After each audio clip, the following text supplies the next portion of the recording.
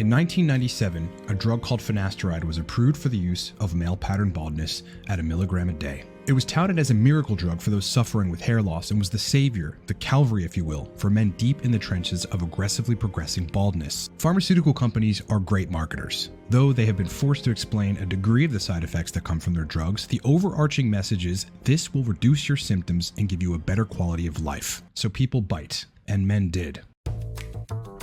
The excitement of being able to take a pill a day and keep the hair transplant doctor away swayed many young, unsuspecting men to start taking the drug, and a lot of those men had great success. But some men didn't. In fact, a little-known set of side effects that Merck, one of the major manufacturers of finasteride, knew about but tried to obfuscate had started to permeate throughout the web. Over the ensuing decades, men from all around the world started reporting some troubling side effects that they were having from finasteride.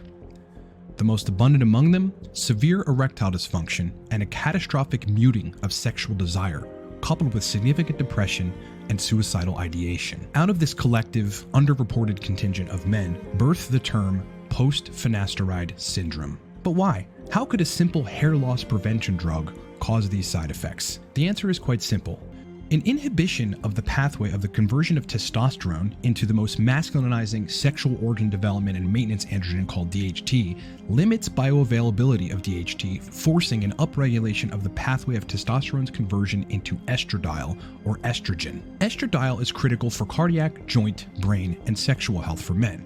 But is there a threshold? Actually, yes, there is. In a 2019 study titled The Association Between Elevated Serum Estradiol Levels and Clinically Significant Erectile Dysfunction in Men Presenting for Andrological Evaluation, a blood level of 32 picograms per milliliter of serum estrogen was deemed the cutoff point, after which men were more susceptible to experience erectile dysfunction. In that study, they found that a higher proportion of those with high serum E2 or estrogen had clinically significant erectile dysfunction. And we actually have a clinically conclusive mechanism by which this happens: vascular endothelial growth factor at penile tissue triggering venous occlusive disorder and leakage of blood from the penile veins causing erectile dysfunction. Doing any degree of diligence in the forums of men that are on testosterone replacement therapy, which when not managed correctly can result in markedly elevated levels of estrogen, you'd find that a lot of men on testosterone, because of this elevation in estrogen, are experiencing erectile and libido dysfunction. If it was just as simple as keeping estrogen in a tight range, men on finasteride could just block estrogen to an extent and not run into side effects. Except this isn't true. For proper erectile function, libido, and continued masculinization of a man, he needs adequate levels of the most potent androgen we make in our body, with an innate established pathway of 5-alpha reduction called dihydrotestosterone or DHT. In an article written by Dr. Andre Theodore Guy, an established endocrinologist who served as the chair of the Department of Endocrinology as well as the director of the Endocrinology Fellowship Program and the founder and director of the Center for Sexual Function called Testosterone and Erectile Physiology, it was determined that in castrated rats, the relative importance of testosterone and dihydrotestosterone for erectile function has been tested.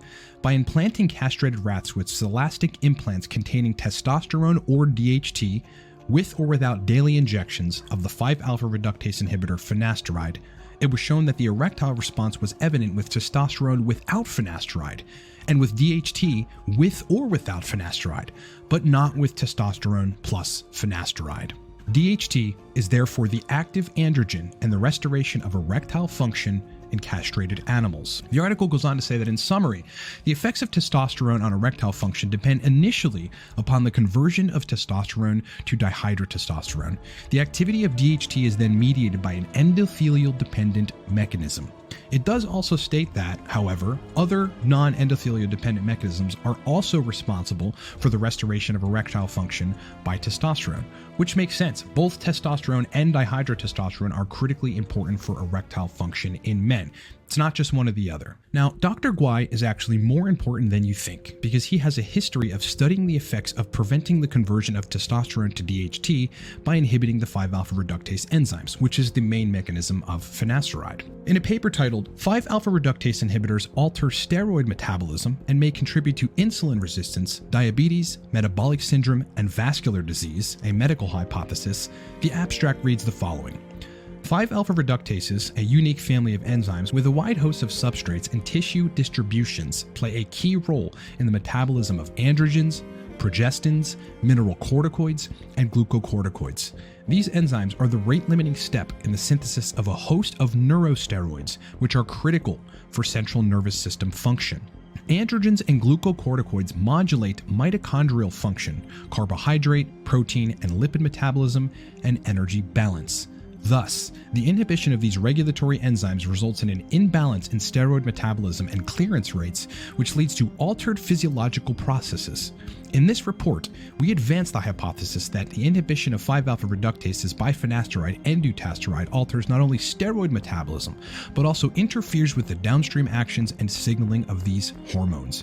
We suggest that finasteride and dutasteride inhibit 5-alpha reductase activities and reduce the clearance of glucocorticoids and mineral corticoids, potentiating insulin resistance, diabetes, and vascular disease. Did Dr. Andre Guy predict the alarming rates of depression that would come to be in men taking finasteride via exposing the mechanism of the inhibition of DHT's critical neurosteroid cascade via the muting of 5-alpha reductase? Because yes, that's a thing too. In addition to erectile dysfunction and a complete shutdown of the male libido or sexual desire, finasteride has the tendency in susceptible individuals to induce a particularly sinister type of depression, the type that leads to suicidal ideation.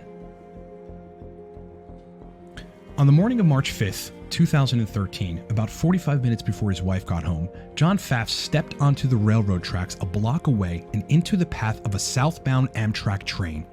He was killed on impact. Now, why would an otherwise happy individual with a family who was a successful executive in the IT field decide to jump in front of a train and end his life? As it turns out, John was taking Propecia, the primary name for the drug finasteride. John started suffering with sullen, dark thoughts in a persistently depressed mood and had suddenly lost all interest in sex with his wife Kelly. When she confronted John about the situation regarding their sexual life, asking if John was having an affair, he responded denying the allegations and said to her in a very definitive way, "Something's just not right down there." But here's the critical part. Suspecting that finasteride was the reason for his depression and severe sexual dysfunction, John actually quit the drug, but that didn't help. In fact, John got worse. He lashed out at his children, started talking about taking his own life, and on the morning of March 5th, 2013, John committed suicide. As it turns out, a metabolite of DHT, the potent androgen that finasteride inhibits, called 3-alpha-androstenediol, modulates GABA activity in the brain, leading to an activation of GABA-A receptors through positive allosteric modulation, which in neurobiology refers to the activation of a receptor without downregulating it. What Dr. Andre Guy elucidated is one of the probable mechanisms by which finasteride causes severe depression in men, specifically through the suppression of a critical DHT metabolite that heavily influences GABA-A receptor activity in the brain. Dr. Guy ended up passing away in the recent years, but I don't think he nor his colleagues recognized how important his research was and how it would affect countless men swayed into using the hair loss drug finasteride. John's situation is but one publicly available testimony about the severely deleterious effects of finasteride in men.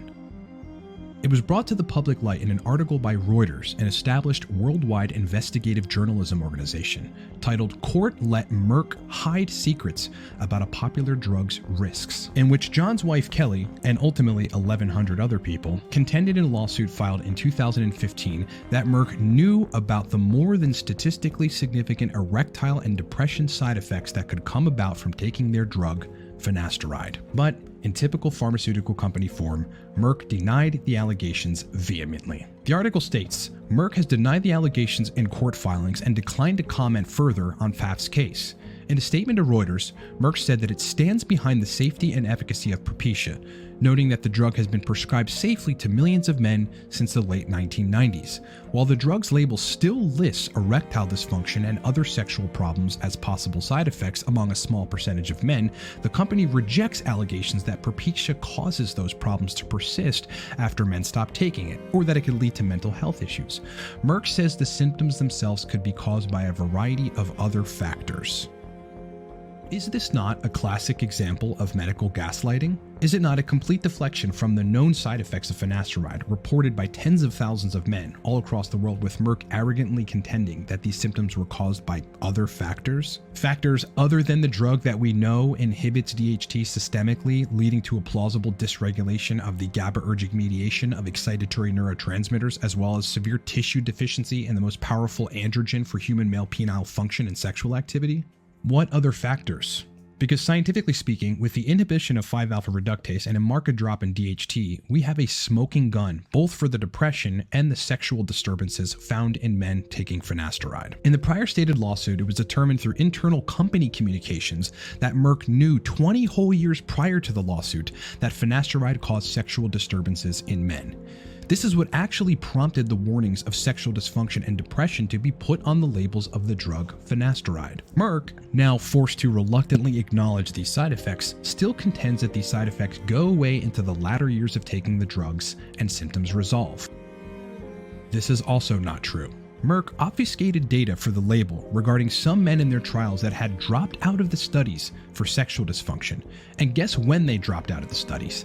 In the latter period of the 5-year study. In other words, the men who stayed on finasteride into the latter years of the study who had sexual dysfunction were excluded from the data reporting, allowing Merck to falsely claim that the sexual side effects go away down the road after one has been taking finasteride for a while. Quoting from the Reuters article, Dr. Michael Erwig, an endocrinology professor at George Washington University who has studied Propecia, reviewed the faulty redacted court filing for Reuters. He said Merck's numbers look much better by excluding men who dropped out, and the difference reflects an overall lack of transparency regarding subjects who experience sexual side effects. In 2008, after Swedish regulators investigated reports that sexual side effects continued in men after they stopped taking the drug, Merck changed Propecia's label in that country to warn that erectile dysfunction had been reported to persist after stopping the drug.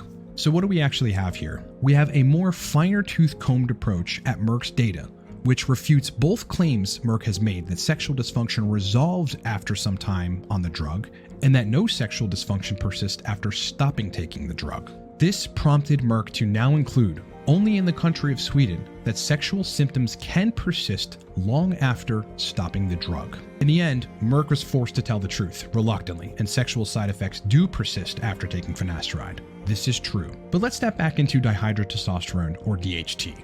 There's no way of knowing how you're going to react when you take this drug. It can completely ruin your life overnight.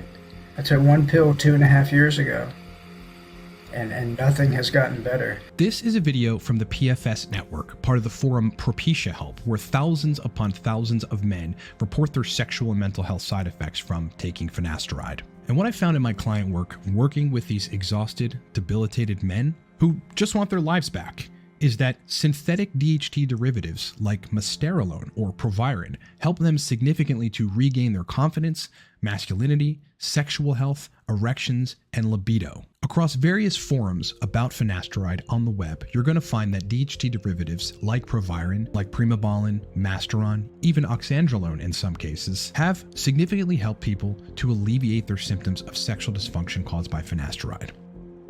And so the real question is, like in the case of taking Proviron and people getting symptom relief, why would potent methylated DHT binding at the androgen receptor give people symptom relief? The answer to that question is that users are finally able to get DHT activity at the tissue and genetic level, modulating both the sexual system as well as the neurobiological systems that go awry from the use of finasteride. Specifically, users are able to gain and maintain intracavernosal penile pressure, have increased nitric oxide synthase levels, and therefore improved intrapenile blood flow dynamics, all mechanisms that are proven to reduce markedly in 5-alpha reductase inhibition treatment protocols. In a paper titled The Dark Side of 5-alpha reductase inhibitors, Sexual Dysfunction, High Gleason Grade Prostate Cancer, and Depression, published in the Korean Urological Association in 2014, the mechanism by which inhibition of testosterone's conversion to dihydrotestosterone causes sexual dysfunction was fully elucidated. In a section titled Adverse Effects of 5-alpha reductase inhibitors Therapy on Sexual Function, the study reported that castration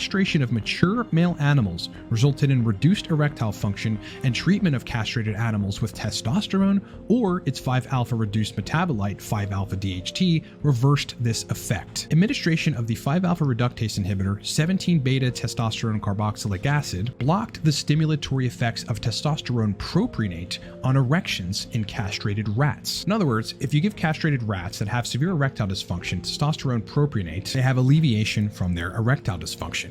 But if you give them testosterone propionate, which is a fast-acting ester of exogenous testosterone that will readily convert into dihydrotestosterone via 5-alpha reductase, with a 5-alpha reductase inhibitor, the stimulatory effects on erectile quality are not seen. Administration of 5-alpha DHT with or without the 5-alpha reductase inhibitors restored sexual behavior in long-term castrated male rats and mice, suggesting a critical role for 5-alpha DHT in erectile physiology. Further animal studies showed castration resulted in 50% reduction in erectile response, which was reversed by testosterone treatment. However, treatment with testosterone together with finasteride did not restore the erectile response in castrated animals, suggesting that 5-alpha DHT, or dihydrotestosterone, is an important hormone in erectile physiology. Administration of 5-alpha DHT together with finasteride, however, restored nitric oxide synthase expression and activity and also restored the erectile response to electric field stimulation, confirming the role of this metabolite in erectile physiology. Castration in male rats eliminates non-contact erections, and this response was restored by 5-alpha DHT implantation. Non-contact erections in animals are thought to be similar to psychogenic erections in humans. Reduced erectile response and reflex erections were observed in castrated animals, and treatment of castrated animals with testosterone or 5-alpha DHT restored the number of erectile responses and reflex erections. However, only 5-alpha DHT restored erectile responses and reflex erections when the animals were treated with daily injections of a 5-alpha reductase inhibitor called MK434, together with testosterone or 5-alpha DHT.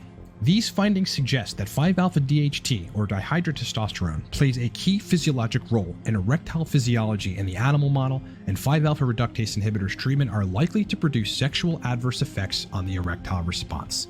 In more recent studies, it was demonstrated that the treatment of mature animals with dutasteride resulted in reduced serum DHT levels by 86.5% after 30 days. The intracavernosal pressure in the penis decreased significantly, and animals treated with dutasteride, similarly, EFS-induced and acetylcholine-induced penile smooth muscle relaxations were also significantly attenuated. More profoundly, connective tissue deposition was markedly increased in the corpus cavernosum of the dutasteride-treated animals. Concomitant with these changes are the markedly reduced expression of neuronal nitric oxide synthase and increased expression of the inducible nitric oxide, suggesting that dutasteride induces altered gene expression in the corpus cavernosum. This may hopefully give credence to some of the theories that the PFS people have that they've got altered gene expression from taking finasteride. It appears as if inhibiting 5-alpha reductase can alter gene expression in penile tissues. The effects of dutasteride on erectile function were investigated after 6 weeks of treatment, followed by a washout period of 2 weeks. The ratio of intracavernosal penile pressure over mean arterial pressure and total ICP in the dutasteride-treated animals were significantly decreased when compared to control animals. Even after a 2-week washout period, the effects persisted and the intracavernosal pressure was significantly reduced in the dutasteride-treated animal, suggesting a persistent effect of the drug on erectile physiology. Also, the endothelium-dependent smooth muscle relaxations were diminished in the dutasteride-treated animals. The author suggests that discontinuation of dutasteride did not restore erectile function, indicating a time-dependent detriment of dutasteride on erectile physiology. They cite another study within this study that I think is important for us to explore, which says the following. A recent study reported that the treatment of mature animals for 16 weeks with a daily oral dose of 4.5 milligrams per kilogram of finasteride significantly reduced 5-alpha DHT levels and attenuated penile erectile response to EFS of the cavernosal nerve. This treatment also reduced the trabecular smooth muscle content and increased connective tissue deposition, reminiscent of the data reported by other scientists in the castrated animal model. In addition, finasteride treatment reduced endothelial nitric oxide synthase expression. More importantly, this treatment decreased autophagy and produced deterioration in the ultrastructure of the corpus cavernosum. Right? This is tissue in the penis, including mitochondrial injury and increased trabecular smooth muscle cell death.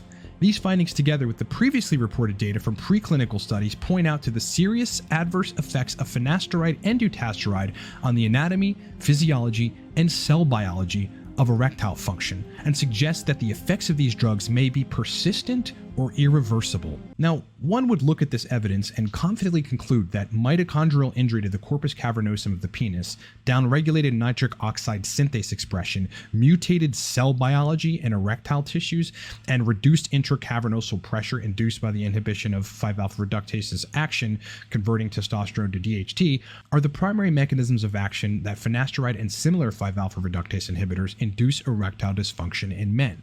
One would confidently conclude that, as stated in the study, DHT is a critically important androgen in the function, maintenance, and optimization of penile tissues and function. And inhibiting DHT has grave consequences for sexual health in men, which is what we find when we examine the tens of thousands plus anecdotals on the web regarding people's experience with the drug finasteride. I mean, it's almost undeniable, right? Meaning you can't have consumed this literature and end up with a biased position that finasteride does not or cannot cause sexual dysfunction in men. I mean, that's just silly, isn't it? Apparently not. He has taken a very strong interest in the subject of DHT, and he recently uploaded a video titled, quote, "DHT is a trash hormone?" unquote. The title of this video would have been absolutely perfect if only he had replaced the question mark with a period or even an exclamation mark, because DHT, of course, is a trash hormone, as I have proven many, many times.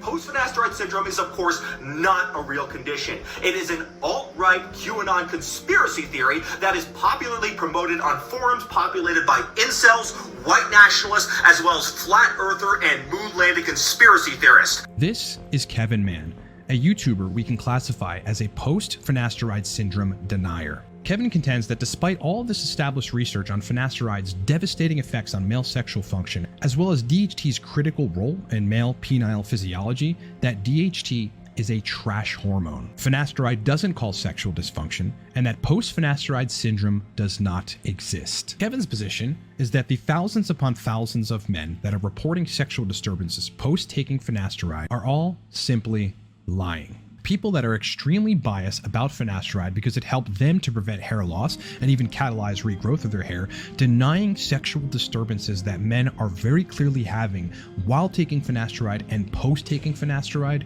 are dangerous. What's more critically alarming is the large quantity of cultish followers of the dangerous idea that finasteride is perfectly safe to use in all men who are angry, aggressive, trolling, and childishly obnoxious in their communications across social media platforms on the web. And though some of these individuals are stark supporters of Kevin and his pro-finasteride narrative, there are also some defectors who have wised up to his non-scientific, extremely biased ways. A user on one of the most popular forums for PFS sufferers, called Propecia Help, says the following after being one of Kevin's avid followers and subscribers to the narrative that finasteride is safe. "I really think Kevin Mann's influence is underestimated. His fast, Adderall-infused style of talking and complete narcissism will definitely attract a lot of viewers, and his channel will grow. He knows the research on finasteride and cherry-picks all the pharmaceutical marketing brochures to a young, naive audience.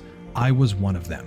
He looks impressive for his age until you start putting it all together. The steroid usage, the hair transplant, the antidepressants, the vegan diet, the grandiose narcissism, the video game addiction, the sociopathic tendencies. He is dangerous, and I don't even think he takes finasteride, seeing as he was against it a few years ago. So it seems that people do wise up, and there is hope for the individuals that follow his content that are tightly wound, poised to attack people that challenge this narrative." But one other interesting tidbit that came out of that testimony was the fact that Kevin has in fact admitted that there are sexual side effects that can come from finasteride. And he did. Yes, the overly dogmatic, aggressively antagonistic, pro-finasteride PFS denier Kevin Mann once himself admitted that there were sexual disturbances in men who took finasteride.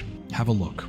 Guys, I wanted to create this video to talk about a subject which is a little bit new to this channel, but it's something that I have some experience with, and it also relates to the subject I usually tackle, which is hair loss, and that is the use of erectile dysfunction drugs. In particular, I want to talk about the use of these drugs in conjunction with hair loss drugs and how they can be used to combat the side effects for those who do experience side effects with alpha-5 reductase inhibitors like finasteride and dutasteride, how they can be used to combat the side effects for those who do experience side effects. To now be putting out videos that post-finasteride syndrome doesn't exist, but to have previously made videos regarding the use of erectogenic drugs to aid in the sexual side effects that come with finasteride is a complete invalidating contradiction, which should make any onlooker think twice about accepting the information that comes out of the Haircafe YouTube channel. On a video that I posted refuting the notion that DHT is a trash hormone, as well as a follow-up video exploring the effects of DHT on penile tissue, erection quality, libido, as well as ejaculatory reflexes,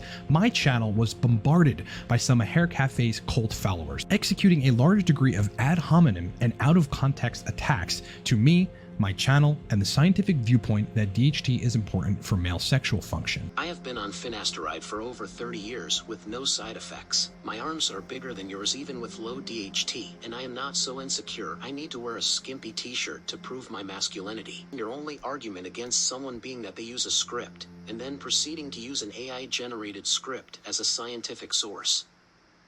You honestly can't write this shit, LMFAO. These types perpetuate a phenomenon we might call social proof gaslighting, where a collection of people that didn't have some effect from something discount the experiences of people that did. Admittedly, as I've said before, many men seem to be able to take finasteride and not run into side effects, likely due to DHT levels that are not fully bottomed out and or a genetic resilience in the brain and or at penile tissue to the devastating effects of DHT inhibition. These men rightfully praise the use of finasteride because for them, it changed their lives and gave them their hair back. And though many of them are likely quietly suffering from decreased libido and suboptimal erectile function, they are unlikely to vocalize the problems they've had with finasteride because of their stark opposition to the idea that finasteride can cause terrible side effects. But what's alarmingly pertinent about discerning the true cause of their internet trolling and persistent aggression should reflect us to a paper titled "Testosterone Downregulates the Levels of Androgen Receptor mRNA in Smooth Muscle Cells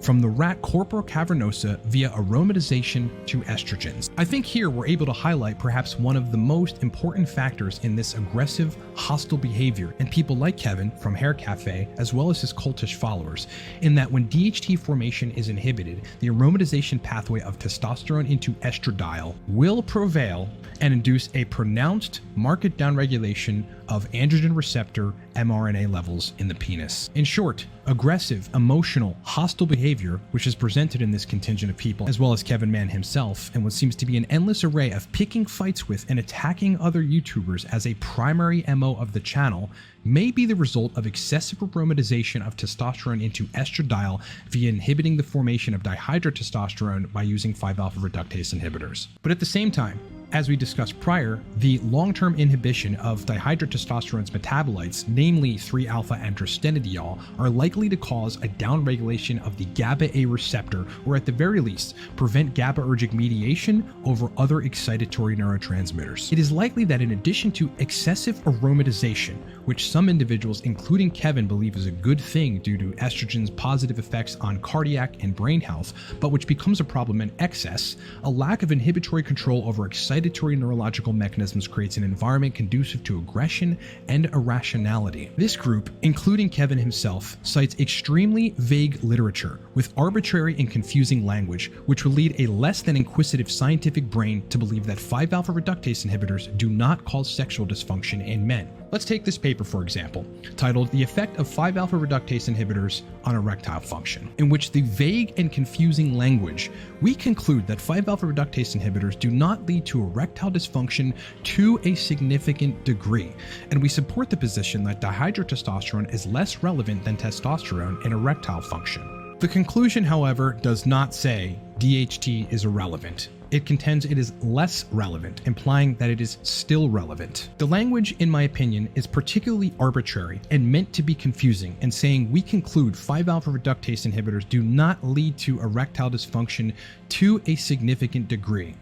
Define significant degree. Because from reading that, what it seems like you mean is they do cause erectile dysfunction, but in the small sample size you studied, because nocturnal erections didn't suffer all that much, that you can confidently conclude that 5-alpha reductase inhibitors do not cause sexual dysfunction? They go on to say, in order to evaluate the direct effect of 5-alpha reductase inhibitors on sexual life, investigators studied erectile function in patients taking these drugs.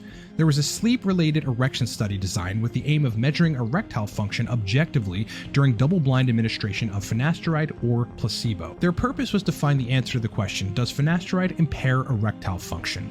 Sleep-related erection studies provide objective measures of erection physiology and pathophysiology. Naturally occurring spontaneous episodes of nocturnal penile tumescence occur with consistent regularity during rapid eye movement sleep in all sexually potent men.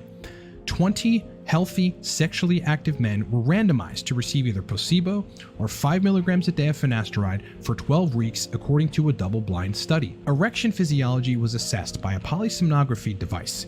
The investigators found that finasteride did not consistently suppress sleep-related erections compared with placebo. They explained that the most likely reason that finasteride did not impair erectile function was that it did not sufficiently inhibit 5-alpha reductase activity in critical areas of the brain. They acknowledge that DHT involvement in the maintenance of libido and potency is not excluded. In other words, in a mere 20 men for a mere 12 weeks, which may not be enough time for some people for sexual side effects to take hold, there wasn't consistent suppression of nocturnal erections. So there was suppression, but not consistent suppression.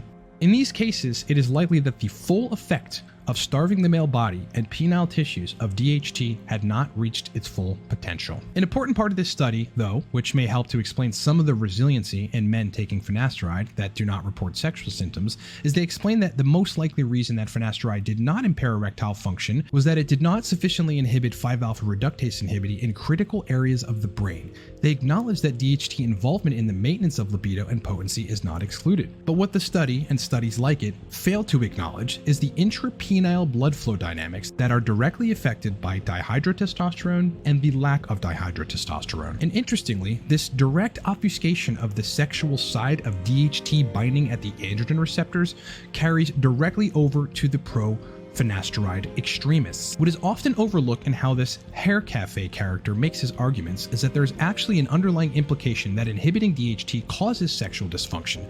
By explaining that finasteride only inhibits up to 70% of DHT, Kevin Mann is actually making the argument that some DHT is necessary for male sexual function, which is true. People like Kevin also conveniently leave out the topic of sexual function in explaining the results of giving exogenous testosterone to people taking finasteride and deflect to the notion that in such an example, men get anabolic testosterone benefits in this case. Also, we know from other studies that DHT is not necessary to treat men with symptoms of low T. We know this because if you give men with low T testosterone combined with a 5-AR blocker like finasteride, you get the exact same results as when you give testosterone alone. For example, in this study here, older men with low T were randomized to receive a placebo, testosterone alone, or testosterone plus finasteride. The men on testosterone alone or testosterone plus finasteride had similar improvements in muscle strength, increases in lean muscle mass, and decreases in fat mass compared to placebo. A similar study of older hypogonadal men was published in 2012. This study right here specifically. In the study, men got testosterone with or without dutasteride at 2.5 milligrams per day. That's 5 times higher than the standard dose for dutasteride. Like the other study we just mentioned, dutasteride did not inhibit the effects of testosterone treatment in improving muscle strength and reducing fat mass. This of course makes sense. Testosterone's effect on the sexual system comes both from testosterone and its action on nitric oxide, androgen receptors in the brain, aromatization to estradiol, and subsequent neurosteroids, but its primarily androgenic or sexual effects come from the conversion to DHT. But testosterone's effect on anabolism comes from testosterone itself in the tissues. What Kevin sneakishly did that the non-inquisitive or non-scientific mind wouldn't catch is highlight that testosterone is anabolic even in the presence of a 5-alpha reductase inhibitor. That is all he said. And that's true. That was never the argument. The argument is testosterone is less androgenic when it doesn't convert to DHT, and that androgenicity is what is lacking in users taking finasteride suffering from sexual disturbances. This is also why post-finasteride syndrome sufferers and men who have alterations in 5-alpha reductase metabolism often do not have resolution of their sexual symptoms on just exogenous testosterone alone. After all, if there's a genetic or otherwise impairment in 5-alpha reductase's action to convert testosterone into dihydrotestosterone, sexual symptoms will likely not fully resolve on testosterone replacement therapy alone. In these cases, there is insufficient dihydrotestosterone available to maintenance penile tissue and sexual function, and the primary pathway of metabolism of testosterone is into estradiol or estrogen. It is both the excessive estradiol and the lack of DHT that keep sufferers in a sexually impaired state. DHT plays a critical role in antagonizing estradiole's response in males, and without it, estradiol can reign supreme, wreaking havoc on the male sexual system. Also, if DHT was a useless or trash hormone, as Haircafe and his followers contend, why would we continue 5-alpha reducing testosterone into dihydrotestosterone into adulthood? It is far-fetched to believe that the male adult mistakenly continues to make DHT from testosterone, that somehow this ongoing process of reducing testosterone into its more powerful, more potent androgen, DHT, is a mistake that our bodies make. Now look, the body is perfectly capable of making mistakes, as evidenced by things like autoimmune disorders, among other things, but the continued reduction of testosterone to dihydrotestosterone and the continued function of the 5-alpha reductase enzymes, which mediate glucocorticoid and mineralocorticoid activity, as well as their metabolites mediating neurological and GABAergic mechanisms, is not one of those mistakes. Kevin Mann from the Haircafe channel also tries to make the point that finasteride is more powerful in rats via the blockade of both 5-alpha reductase 1 and 5-alpha reductase 2. As with any rodent study, it's very important to remember that finasteride acts differently in rodents compared to humans. In human beings, finasteride is a strong blocker of the type 2 5-air isoenzyme, but it is also a very weak blocker of the type 1 5-air isoenzyme. In rats, however, finasteride blocks both isoenzymes very strongly. So in rats, finasteride is overall a much stronger 5-air blocker than it is in humans, so it will reduce DHT levels more in rats than it does in humans. Just this fact alone makes it very problematic to extrapolate the results of rat studies to humans. And that somehow because of that, humans are different and less likely to have a severe deficiency in DHT. But what he's really saying is, because the human 5-alpha reductase enzymes don't react as strongly to finasteride as rats do, there's ultimately less DHT reduction in humans compared to rats. Meaning, human males still retain some degree of their DHT while on finasteride. And while that isn't completely true, because people respond to finasteride differently in this regard and will have far lower levels of DHT than a male that's DHT doesn't get bottomed out on finasteride, he indirectly proves the point that DHT is necessary for male sexual function. And even if there is a more exaggerated response in rats versus humans, this is actually completely irrelevant to the argument. It implies that you could not replicate the reduction in nitric oxide synthase and intracavernosal penile pressure in humans, which no study says, the study in question doesn't say, and is something that Kevin basically made up. The inhibition of DHT synthesis by 5-alpha reductase inhibitors will, in some men, reduce DHT to a catastrophic degree, starving penile tissues of dihydrotestosterone-mediated transcription activity, which is proven by the finding that castrated rats treated with exogenous testosterone recovered erectile function, but when co-administered with a 5-alpha reductase inhibitor to block DHT production, this recovery was lost. The reason there was recovery in these rats with testosterone without a 5-alpha reductase inhibitor was via the conversion of testosterone into dihydrotestosterone. When you administer testosterone with a 5-alpha reductase inhibitor, you get erectile impaired rats that are still erectile impaired. And again, Merck's own drug label warning on finasteride regarding erectile dysfunction proves Haircafe and similar post-finasteride syndrome deniers wrong. The entirety of the argument that studies performed and thus outcomes created in rats are not extrapolable to humans is nil. The sole reason that rats are used for studies are their remarkable anatomical, genetic, and physiological similarities compared to humans. But in a research paper titled simply Finasteride, the following statement is made. Research has shown that finasteride reduces prosthetic DHT levels by upwards of 90% and serum DHT levels by 70%. However, increasing the dose does not necessarily result in greater serum DHT reduction. This renders the argument that because rats are more sensitive to 5-alpha reductase inhibition's deleterious effects on penile erection, nil. Again, Kevin made that up and tried to sneakishly sway unsuspecting non-scientific people that won't dive into the literature and discern what he's really saying into believing that rats fed finasteride in higher doses, that the negative erectogenic effects of finasteride on rats was due to the fact that they metabolize finasteride differently. But this paper tells us that increasing the dose of finasteride does not necessarily result in greater serum DHT reduction. Again, Kevin made it up, and this is among the many reasons that him and people like him deemed post-finasteride syndrome deniers are dangerous. So rats are, scientifically speaking, very much in play regarding comparisons to humans in relation to 5-alpha reductase inhibitors and their effect on erectile physiology.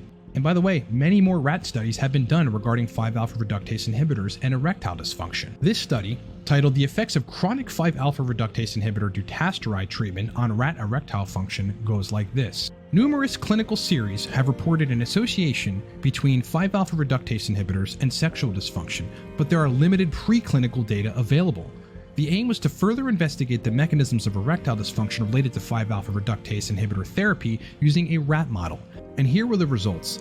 Mean serum DHT was suppressed by 86.5% after 30 days of 5-alpha reductase inhibitor treatment and was statistically significant. In vivo, erectile response in the dutasteride treated group decreased significantly compared with control. While electrical field stimulation induced and acetylcholine induced relaxation was decreased, EFS induced and phenylephrine induced adrenergic contraction was significantly enhanced in the dutasteride group. These studies demonstrated increased collagen deposition in the treatment arm as well as altered expression of neuronal nitric oxide synthase and inducible nitric oxide synthase. Conclusions: the 5-alpha reductase inhibitors, as demonstrated in these rat cavernosal smooth muscle studies, have a detrimental effect on erectile function. Enhanced inducible nitric oxide synthase expression may protect penile smooth muscle tissue from fibrosis. The effect of 5-alpha reductase inhibitors on human sexual function warrants further investigation. Now look, if finasteride inhibits DHT production in humans up to 70%, that is a mere 16.5% difference from the DHT suppression in rats in the prior stated study, which is not a significant difference in total DHT suppression.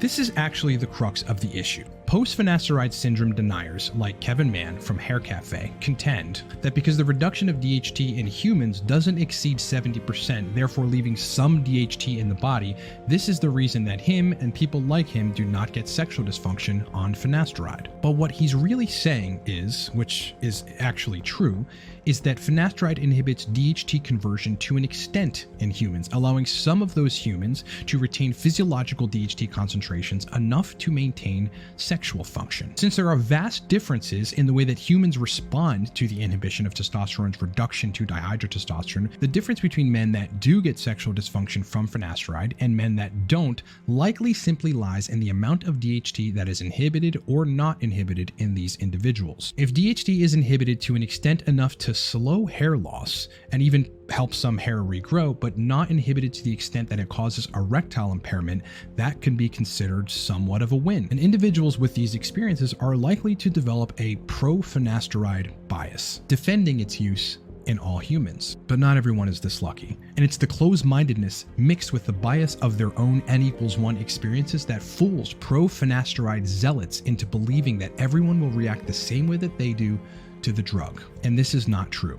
In science, there is a well-known phenomenon called inter-individual variability, which explains ancestral and genetic variations in how humans respond to, in terms of pharmacogenetics and pharmacodynamics, pharmaceutical drugs. And the medical establishment and medicine as an industry is in the early stages of implementing more of an individual-based set of treatment plans for drugs to account for the individual variability in response to pharmacological agents. In a paper titled Sources of Inter-Individual Variability, the authors conclude, for drug metabolizing enzymes, genetic variation can result in the complete absence or enhanced expression of a functional enzyme.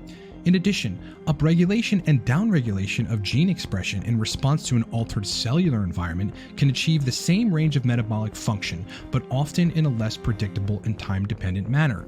Understanding the mechanistic basis for variability in drug disposition and response is essential if we are to move beyond the era of empirical, trial and error dose selection and into the age of personalized medicine that will improve outcomes in maintaining health and treating diseases. What is very clear in doing a comprehensive analysis of the vast array of publicly available data on finasteride in rodents as well as humans and comparing that data to the seemingly innumerable amounts of reports of sexual dysfunction from the use of finasteride and other 5-alpha reductase inhibitors is that there is individual variability in the responses to these drugs, both in terms of serum DHT reduction, but also regarding ancestral underpinnings, composition of the microbiome, but importantly, a newly coined term called pharmacogenetics, which explores the genetic differences between the metabolism and thus the effect of drugs between humans. To exclude the notion of differences between responses to drugs by humans and assume that all humans will respond the same way that you do to a drug, and then shaming,